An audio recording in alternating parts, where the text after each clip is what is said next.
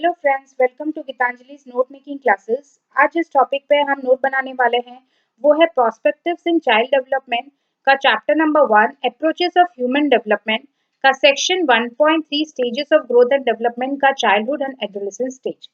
Friends, इस chapter से जो क्वेश्चन आते हैं, ज्यादातर जो क्वेश्चन आते हैं वो होता है explain growth and development in infancy stage या explain growth and development in childhood and adolescence stage. Question ये भी आ सकता है what are the characteristics of growth and development in childhood and adolescence stage. Friends, मैंने infancy stage पर video already बनाया हुआ है, उसका लिंक डिस्क्रिप्शन बॉक्स में है, आप देखिएगा। आज इस वीडियो में हम बात करेंगे चाइल्डहुड और एडोलेसेंस स्टेज की और जानेंगे इसके डिटेल कैरेक्टरिस्टिक्स क्या हैं और ये क्या क्या डेवलपमेंट इन दोनों स्टेजेस में आता है। तो फिर चलिए स्टार्ट। फ्रेंड्स, जिस तरह हमने डिस्कस किया कि इस चैप्टर से क्वेश्चन आ सकता है explain growth and development in childhood and adolescence stage. तो जब ऐसा क्वेश्चन आता है तो पहले आप डेफिनेशन लिखिएगा। यहाँ स्पेसिफाई किया है ग्रोथ एंड डेवलपमेंट, तो पहले आप ग्रोथ एंड डेवलपमेंट की डेफिनेशन लिखिएगा। Growth, it refers to increase in size, height and weight. It implies growth of body parts like brain, bones, etc. It is observable and measurable. यानी growth refer करता है size, height और wait के बढ़ने को, और ये जो बढ़ना होता है वो बॉडी पार्ट्स के बढ़ने के साथ रिलेटेड होता है, जैसे कि ब्रेन या बोन्स का बनना। आप इसके साथ और 2-3 पार्ट्स भी लिख सकते हैं, लाइक मसल, नर्व्स भी लिख सकते हैं। उसके साथ ग्रोथ की कैरेक्टरिस्टिक होती है कि ये ऑब्जर्वेबल है, देखा जा सकता है और इसे हम मेजर कर सकते हैं। उसके बाद आप लिखिएगा डेफिनेशन ऑफ डेवलपमेंट। इसमें लिखिएगा it refers to change in structure, form and functionality in improvement in functionality and always moves forward never backward. यानी डेवलपमेंट जो है वो स्ट्रक्चर का चेंज हो, फॉर्म का चेंज हो, या किसी एक पर्टिकुलर फंक्शनलिटी में इम्प्रूवमेंट हो, दौड़ने में इम्प्रूवमेंट, लिखने में इम्प्रूवमेंट, किसी भी फंक्शनलिटी में इम्प्रूवमेंट हो, उसे हम डेवलपमेंट बोलते हैं। उसके साथ ये हमेशा आगे की तरफ बढ़ता है, कभी बैकवर्ड नहीं जाता, पीछे नहीं जाता। यानी अगर कोई बच्चे को लिखना आ गया है तो वो ऐसे स्टेज में नहीं आएगा कि उसे अब लिखना नहीं आता, तो ये हमेशा मूव्स फॉरवर्ड। दूसरी जो चीज होती है डेवलपमेंट के साथ वो होती है it is progressive series of changes in an orderly pattern manner. यानी डेवलपमेंट एक प्रोग्रेसिव सीरीज है, एक के बाद एक चेंजेस आती हैं और वो उसका एक पर्टिकुलर पैटर्न होता है जिसमें चेंजेस आती हैं। लेकिन जैसे कि आप सोच सकते हैं, बच्चा पहले क्रॉल करेगा, फिर दौड़ेगा, उसके बाद बात करना शुरू करेगा, बात करेगा तो वर्ड्स में बात करेगा, उसके बाद सेंटेंसेस आएंगी और फिर इमोशनल प्रॉपर मीनिंगफुल सेंटेंसेस आएंगी। तो ये एक प्रोग्रेसिव सीरीज ऑफ चेंजेस होता है और ये ऑर्डरली पैटर्न मैनर में होता है। जो लास्ट फीचर होता है डेवलपमेंट का वो है it can be physical, social, emotional और intellectual development of an individual. यानी डेवलपमेंट जो होता है या तो वो फिजिकल हो सकता है, और ये जो फिजिकल डेवलपमेंट होता है उसे हम ग्रोथ बोलते हैं। सोशल भी हो सकता है, इमोशनल भी हो सकता है, या इंटेलेक्चुअल डेवलपमेंट भी हो सकता है। मतलब किसी भी तरीके का डेवलपमेंट हो या ये सारे डेवलपमेंट हो, हम इसे डेवलपमेंट ऑफ एन इंडिविजुअल बोलते हैं। फ्रेंड्स, जब आप ये आंसर लिख रहे हो तो आप शुरुआत डेफिनेशन से कीजिएगा, उसके बाद आप लिखिएगा stages of growth and development. Friends, human growth and development 4 stages में आते हैं। पहले वाला है इन्फेंसी, बर्थ से लेकर 2 साल, अर्ली चाइल्डहुड 2 साल से 6 साल, लेटर चाइल्डहुड 6 साल से 12 साल और एडोलेसेंस 12 साल से 19 साल। फ्रेंड्स, जो सेकेंड स्टेज ऑफ डेवलपमेंट है वो है चाइल्डहुड। चाइल्डहुड 2 से लेकर 12 साल तक होता है, जिसके अंदर अर्ली चाइल्डहुड भी आता है जो 2 से लेकर 6 साल तक, और लेट चाइल्डहुड 6 से लेकर 12 साल तक रहता है। इसके जो कैरेक्टरिस्टिक हैं वो 4 तरीके के कैरेक्टरिस्टिक हैं। पहला है फिजिकल, दूसरा है मेंटल, तीसरा है सोशल एंड चौथा है मोरल एंड इमोशनल डेवलपमेंट। चलिए हम बात करते हैं पहले की फिजिकल डेवलपमेंट। फिजिकल डेवलपमेंट में आप लिखेंगे period of steady physical development. यहाँ फिजिकल डेवलपमेंट बच्चे का एक स्टेडी रेट में होता है। इन्फेंसी में हमने जाना कि इसका फिजिकल डेवलपमेंट रैपिड स्पीड पे होता है, पर यहाँ रैपिड नहीं होता, बट ये स्टेडी स्टेट पे एक चलता रहता है फिजिकल डेवलपमेंट। और ये जो डेवलपमेंट है ये एसोसिएटेड रहता है increase of height and weight. Height and weight दोनों बढ़ते हैं और एक स्टेडी रेट में बढ़ते हैं इन चाइल्डहुड। जो तीसरा पॉइंट आप लिखेंगे इसमें वो है child shows improvement in motor development and skill development, यानी बच्चे का तोड़ना, किसी चीज को मोड़ना, किसी चीज का मोटर एक्टिविटीज जो है, किसी चीज को चलाना, वो एक्टिविटी में बहुत डेवलपमेंट होता है।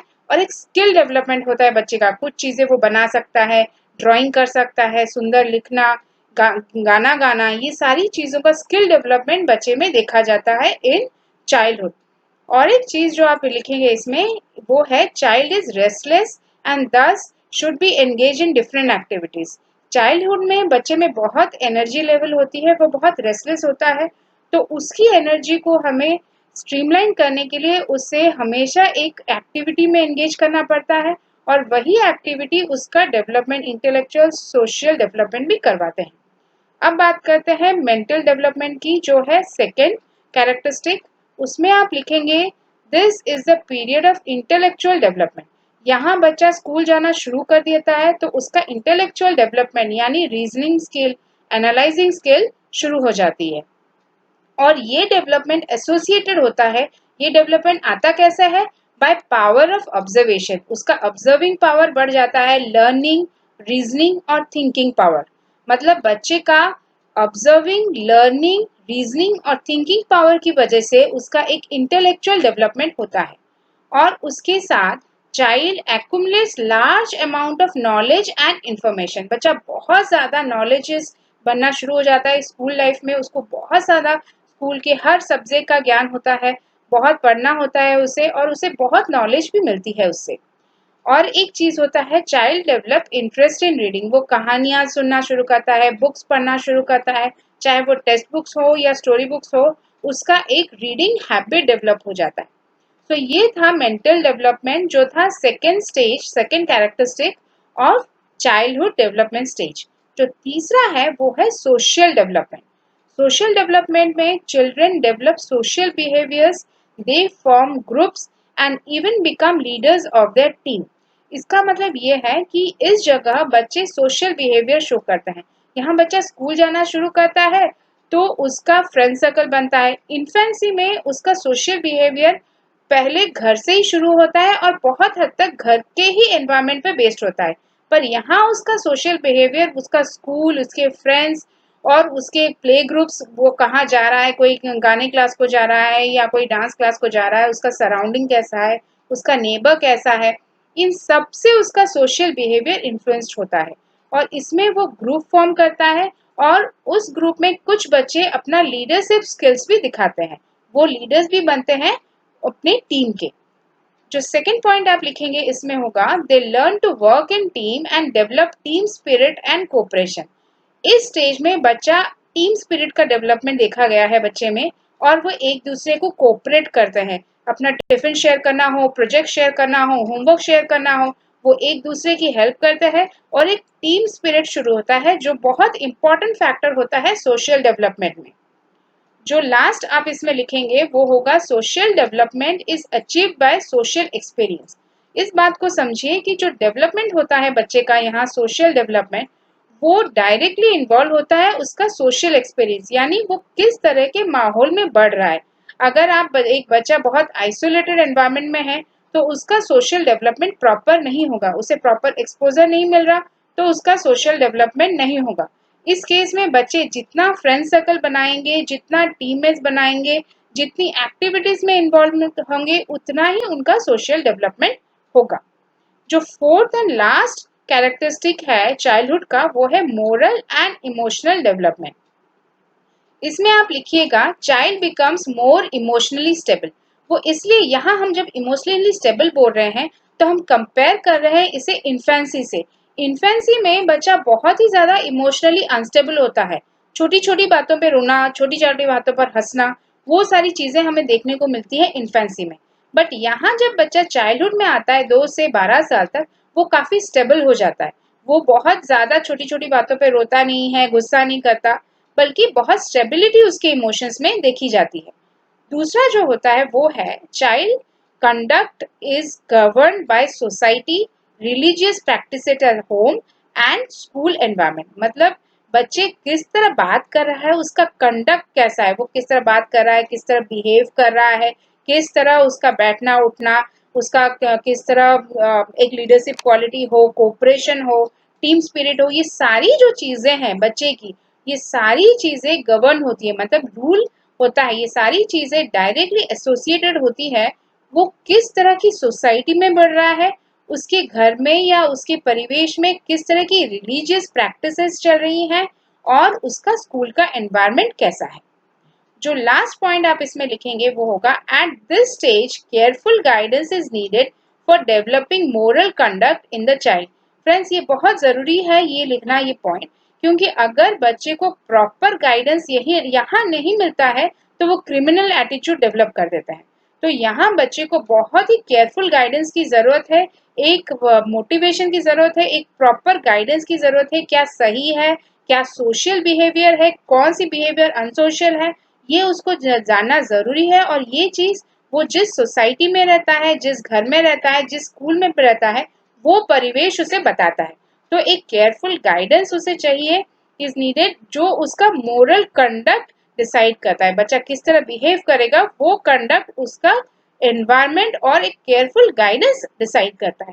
तो फ्रेंड्स, ये था कैरेक्टरिस्टिक और 4 characteristic of childhood.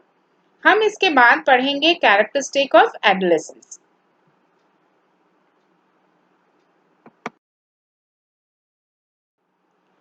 Adolescence development का लास्ट स्टेज है जो 12 ईयर्स से 19 ईयर्स तक होता है। टेक्स्ट बुक में एडोलेसेंस पर एक पैराग्राफ दिया है छोटा सा, पर एडोलेसेंस का ये है कि आपके second, third, fourth and fifth chapter में हर चैप्टर में एडोलेसेंस के बारे में दिया गया है। तो मैंने ये जो नोट बनाया है वो बाकी के चैप्टर्स को देख के बनाया, वो इसलिए कि आप जब एग्जाम देंगे तब आपने पूरा बुक कंप्लीट किया होगा और एग्जामिनर आपसे एक्सपेक्ट करेगा कि आप एक पैराग्राफ ना लिखें उस पर। तो इसीलिए मैंने उसको 4 पॉइंट्स, ये जो 4 पॉइंट्स हैं आप इस आंसर में लिखिएगा। पहला वाला है फिजिकल डेवलपमेंट, सेकंड है मेंटल डेवलपमेंट, थर्ड है सोशल डेवलपमेंट और फोर्थ है मोरल एंड इमोशनल डेवलपमेंट। तो चलिए पहले को देखते हैं, फिजिकल डेवलपमेंट। उसमें आप लिखेंगे period of rapid physical development. यहाँ फिजिकल डेवलपमेंट बहुत ज्यादा रैपिड स्पीड पे होता है और ये एसोसिएटेड होता है increase of height and weight. हमने जाना इन्फेंसी में रैपिड स्पीड में होता है, चाइल्डहुड में एक स्टेडी डेवलपमेंट होता है और एडोलेसेंस में भी वापस रैपिड स्पीड ऑफ डेवलपमेंट होता है। मेंटल डेवलपमेंट जो सेकेंड कैरेक्टरिस्टिक है उसमें आप लिखिएगा, this is the period of mental development reaches its highest mark and leads to high degree of mental and intellectual development। यानी यहाँ मेंटल डेवलपमेंट अपनी हाईएस्ट पीक पर होता है, मतलब कंप्लीटली एक इंडिविजुअल अपना मेंटल डेवलपमेंट पा जाता है और उसका इंटेलेक्चुअल डेवलपमेंट भी उसके हाईएस्ट लेवल पर होता है। और ये सब अचीव होता है उसकी observation, perception, thinking, reasoning and intelligence से। ये जो परसेप्शन कॉन्सेप्ट है फ्रेंड्स, ये प्रीवियस किसी भी स्टेज में नहीं था। परसेप्शन मतलब अपने आप कुछ सोचना, कुछ परसीव कर लेना, ये चीज यहाँ एडोलेसेंस में शुरू होती है।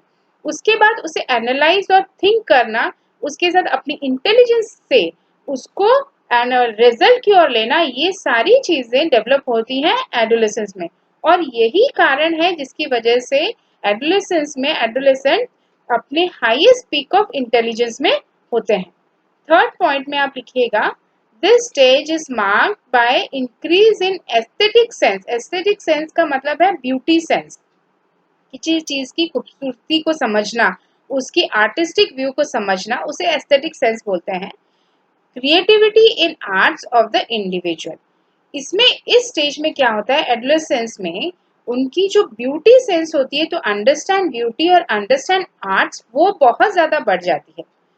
और जो लास्ट आप पॉइंट लिखेंगे मेंटल डेवलपमेंट में वो होगा child develop interest in reading. ये चीज हम देखते हैं चाइल्डहुड में भी और यही चीज कंटिन्यू होती है एडोलेसेंस में भी। यानी बच्चे एडोलेसेंस में मेंटल डेवलपमेंट के अपनी हाईएस्ट पीक पर होता है, उनका observation, perception, thinking, reasoning skills बढ़ जाता है, उनकी एस्थेटिक मतलब ब्यूटी सेंस वो भी बढ़ जाती है और उसके साथ वो अपनी रीडिंग स्किल्स भी बढ़ाते हैं। थर्ड जो कैरेक्टरिस्टिक है वो है social development. adolescent social development is influenced by his physical growth, interest and sense of security and insecurity. Friends ये बहुत ज़्यादा ज़रूरी है यहाँ जानना। इन्फेंसी में बच्चे का सोशल डेवलपमेंट उसके घर के एनवायरनमेंट से होता था। चाइल्डहुड में उसका सोशल डेवलपमेंट उसके स्कूल के एनवायरनमेंट और नेबर के एनवायरनमेंट इंक्लूडिंग घर के एनवायरनमेंट से होता है। पर यहाँ एडोलेसेंस में उसका सोशल डेवलपमेंट उसके फिजिकल ग्रोथ पे डिपेंड होता है, उसके इंटरेस्ट पे होता है और एक sense of security and insecurity पर होता है। यानी अगर कोई बच्चा प्रॉपरली फिजिकल डेवलपमेंट नहीं हो पा रहा, लाइक हैंडीकैप है, तो उसमें आप एबनॉर्मलिटीज इन सोशल डेवलपमेंट देखेंगे। वो बहुत शाय होगा, दूसरों से बात नहीं करेगा।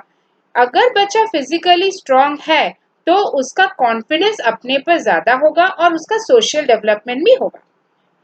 दूसरा पॉइंट लिखिएगा, handicap children tend to develop abnormalities and maladjustment. यही होता है क्योंकि फिजिकल ग्रोथ हैंडीकैप बच्चों की उतनी अच्छी होती नहीं है नॉर्मल बच्चों के हिसाब से, तो उन्हें एक लैक ऑफ कॉन्फिडेंस होता है जिसकी वजह से उनमें एबनॉर्मलिटीज देखने को मिलती है सोशल डेवलपमेंट में, और वो चारों तरफ हर एनवायरनमेंट में एडजस्ट नहीं कर पाते।